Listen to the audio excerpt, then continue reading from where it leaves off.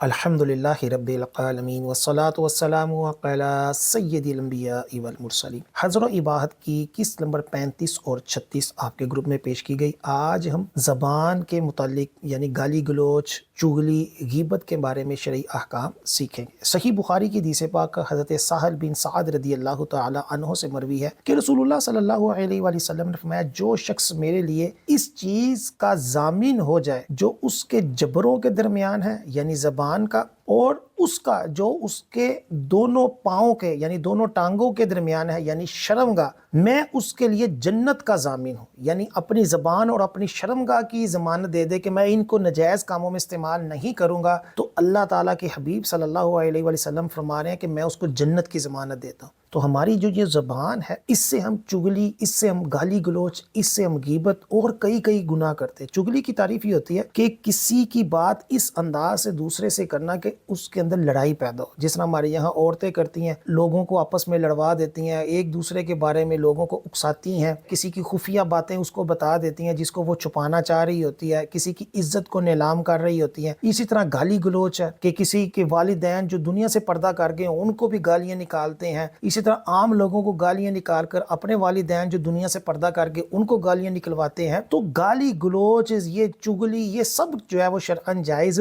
نہیں ہے۔ ایک شخص نماز پڑھتا ہے اور روزے رکھتا ہے مگر اپنی زبان اور ہاتھ سے دوسرے مسلمانوں کو ضرر پہنچاتا ہے، اس کی اس ایذا رسانی کو لوگوں کے سامنے بیان کرنا غیبت نہیں، کیونکہ اس ذکر کا مقصد یہ ہے کہ لوگ اس کی حرکت سے واقف ہو جائیں اور اس سے بچتے رہیں، کہیں ایسا نہ ہو کہ اس کی نماز اور روزے سے دھوکہ کھائیں اور مصیبت میں مبتلا ہو جائیں۔ حدیث پاک میں فرمایا کہ کیا تم فاجر کے ذکر سے ڈرتے ہو؟ خرابی کی بات اس میں بیان کرو تاکہ لوگ اس سے پرہیز کریں اور بچیں۔ یہاں غیبت کے حوالے سے جو شرعی احکام بیان کیے گئے کہ کسی کا عیب کسی کے دوسرے کے سامنے پیش کرنا، یہ غیبت ہوتی ہے۔ یعنی ایک بندہ جو ہے اس کے اندر کوئی کمزوری ہے، کوئی کمی ہے، اس کو لوگوں کے سامنے بیان کرنا، یہ غیبت ہوتی ہے۔ اور یہ غیبت تب ہوتی ہے کہ جب اس کے اندر وہ واقعی کمزوری ہو۔ اگر اس کے اندر وہ کمزوری نہیں ہے تو یہ بہتان ہے۔ جیسے کسی مسلمان کے بارے میں کہنا کہ یار یہ جو ہے وہ بدکار ہے، حالانکہ وہ بدکار نہیں ہے، تو یہ اس کے اوپر بہتان ہو گیا۔ اگر وہ بدکار ہے تو لوگوں کو بیان کرنا، یہ کیا ہو جائے گا؟ یہ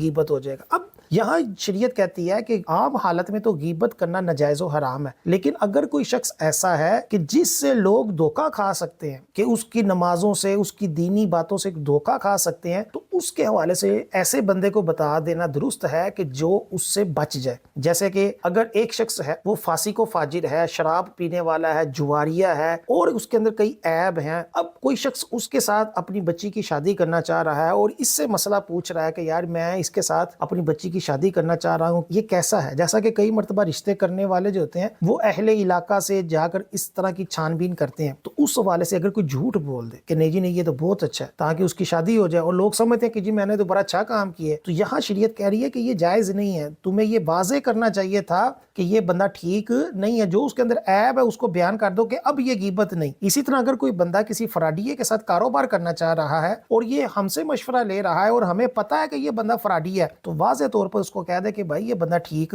نہیں ہے، تاکہ لوگ جو ہیں اس کے شر سے کیا ہو جائیں؟ بچ جائیں۔ اسی طرح اگر کوئی شخص جو ہے وہ بدکار ہے تو اس کے بارے سے بھی لوگوں کو متنبہ کیا جائے تاکہ لوگ اپنی بچیوں کے حوالے سے احتیاط کریں۔ یوں ہی اگر کوئی بد مذہب ہے اور وہ لوگوں کے اندر جا کر اپنے عقیدے کے پھیلاتا ہے، جس طرح ہمارے یہاں بد مذہبی پھیلنے کی ایک وجہ یہی ہے کہ لوگ کہتے ہیں کہ یار شدت نہ پھیلاؤ، کسی کو برا نہ کہو، اور بد مذہب اسی طرح ہماری مساجد کے اندر آ کر، اسی طرح ہمارے خاندان کے اندر آ کر لوگوں کے اندر اپنے مسلک کی تبلیغ کرتے کرتے لوگوں کے عقیدے کیا کر دیتے ہیں؟ خراب کر دیتے ہیں، بحث مباحثہ کر کر لوگوں کے عقیدے خراب کر دیتے ہیں۔ تو ایسے بندے کی بھی غیبت درست ہے کہ لو جی یہ بد عقیدہ ہو گیا، اس سے بچ کے رہنا، اس کے ساتھ گفتگو نہ کرنا، اس کے ساتھ بحث نہ کرنا، اس کے ساتھ کسی جگہ پہ نہ جانا، کیونکہ وہ اسی طرح تبلیغ کے نام پر لوگوں کو گھیر کر لوگوں کو اپنے مسلک میں لے جاتے ہیں اور پھر اس کے عقیدے خراب سے خراب تر ہوتے رہتے ہیں۔ اب غیبت ایسے شخص کو بھی بیان کی جا سکتی ہے کہ جو اس برائی کو روک سکتا ہو، جیسے کسی کے والد کو جا کر یہ کہنا کہ آپ کے بچے نے یہ کام کیا ہے، آپ کے بچے کے اندر یہ خرابی ہے، تاکہ والد اپنے اپنے بچے کی تربیت کر سکے. اسی طرح بادشاہ کے سامنے یا کورٹ کچہریوں کے اندر جا کر کوئی اپنا ظلم بیان کرنا یہ جائز ہے, کیونکہ یہاں بیسیکلی وہ کیا کر رہا ہے, اپنا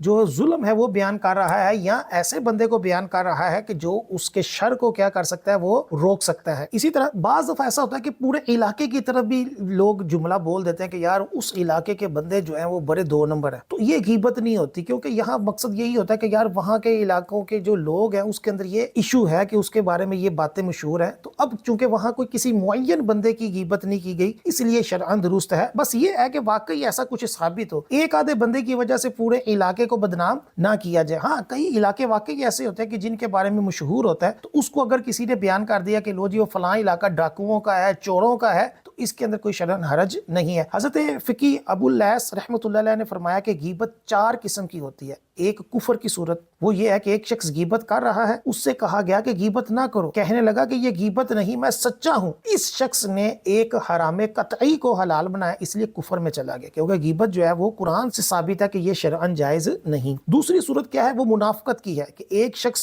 برائی کرتا ہے اور اس کا نام نہیں لیتا, مگر جس کے سامنے برائی کر رہا ہے وہ جانتا ہے کہ یہ کس بندے کی برائی کر رہا ہے. تو یہ بھی کیا ہے, یہ منافقت ہے کہ بیسیکلی اپنے آپ کو پرہیزگار شو کروا رہا ہے. کیونکہ غیبت تب ہی غیبت ہوتی ہے کہ کسی کا نام لے کر غیبت کی جائے, کسی معین شخص کے بارے میں کی جائے.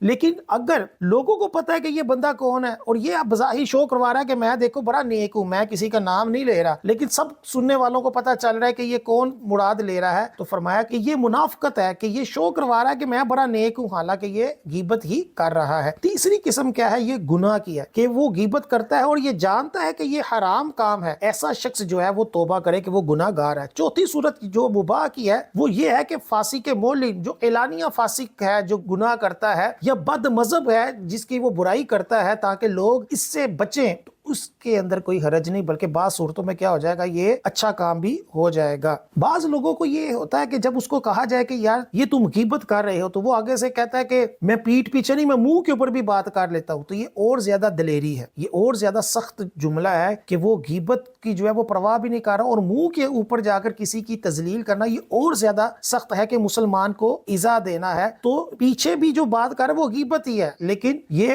منہ کے سامنے آ کر کہنا کہ میں کر سکتا ہوں, یہ اور سخت ہے. جس کی غیبت کی, اب توبہ کی طرف آتے ہیں کہ اگر جس طرح ہم سب سے غیبت ہو جائے تو کیا حکام ہے. فرمایا کہ جس کی غیبت کی, اگر اس کو خبر ہو گئی کہ اس فلاں بندے نے میرے بارے میں یہ جملے بولے ہیں, تو اب اس سے معافی مانگنا ضروری. بغیر معافی مانگے وہ جو مرضی کرے, جتنی مرضی نمازیں پڑھے, حج کرے, وہ گناہ معاف نہیں ہوگا, وہ اس سے معافی مانگنی پڑے گی. تو بہتر یہ ہوتا ہے کہ جب حج پر جائیں یا کوئی ایونٹ آئے یا شب برات آئے, تو ہر مسلمان سے یہ کہا جائے کہ میں نے جو بھی آپ کی حق تلفی کی ہے, آپ کے ساتھ جو بھی کچھ زیادتی کی ہو, غیبت کی ہو, چگلی کی ہو, تو مجھے اللہ کی رضا کے لیے معاف کر دیں. تو یہ اچھی بات ہوتی ہے. گاہے بگاہے اپنے جاننے پہچاننے والوں سے, اپنے دوست احباب سے معافی تلافی کری جائے. اسی طرح اگر اسے پتہ ہی نہیں چلا اور غیبت ہو گئی, تو اب اس سے معافی مانگنا ضروری نہیں, بلکہ توبہ بھی کافی ہے. امام غزالی فرماتے ہیں کہ اگر جس کی غیبت کی اور وہ مر گیا اور اس کو پتہ بھی چل گیا کہ لو جی اس نے میری غیبت کی تھی, اب اس سے معافی تو مانگ نہیں سکتا, تو فرمایا کہ اس کے لیے دعائے مغفرت کرے اور خود نیک کام کرے کہ کل قیامت والے دن اس غیبت کے بدلے میں جب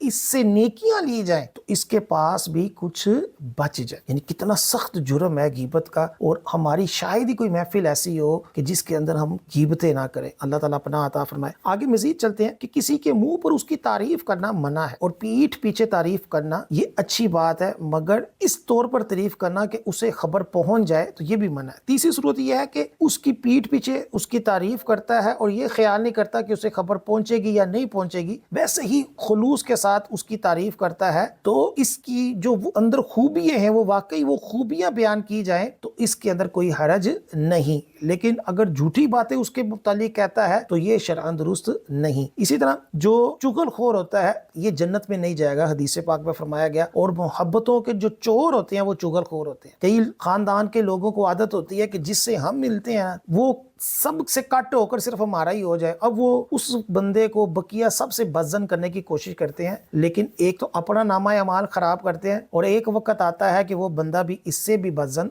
हो जाता है। इसलिए अल्लाह की रजा के लिए हर काम किया जाए। लोग उसके वाले से क्या कहते हैं, इसको छोड़ दिया जाए। हम जबरदस्ती किसी के दिल के अंदर अपनी मोहब्बत दाखिल नहीं कर सकते। हाँ, जो शरीयत के हकाम है उसके ऊपर चलें, अल्लाह ताला जो है वो लोगों के अंदर भी इज्जत देगा। हमारा जो मुआशरा है वो भी इंशाअल्लाह अज़्ज़ व जल बेहतर से बेहतर होता जाएगा।